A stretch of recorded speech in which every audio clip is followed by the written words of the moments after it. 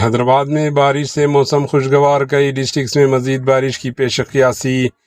तेलंगाना के दारुल हुकूमत शहर हैदराबाद में शदीद गर्मी से परेशान शहरियों को हफ्ते की दोपहर बारिश ने राहत पहुंचाई। दोपहर तक तेज धूप के बाद शहर के मुख्तलिफ इलाकों में मौसम अचानक तब्दील हो गया और बारिश का सिलसिला शुरू हो गया।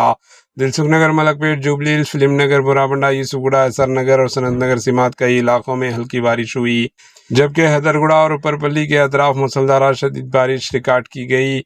माहिरीन मौसमियात के मुताबिक आइंदा 2 घंटों के दौरान रंगारेड्डी, विकाराबाद, नारायणपेट और महबूबनगर डिस्ट्रिक्ट में शदीद बारिश, जबकि मेदक, सिद्दीपेट, नागर कर्नूल, नलगुंडा, यादाद्री, भुवनगिर, आदिलाबाद और नीलमत डिस्ट्रिक्ट में हल्की ता दरमियानी बारिश का इम्कान है। कमेंट के जरिए ये बताएं कि आपके एरिया में बारिश हो रही है या मौसम कैसा है। Bureau report, AHN news.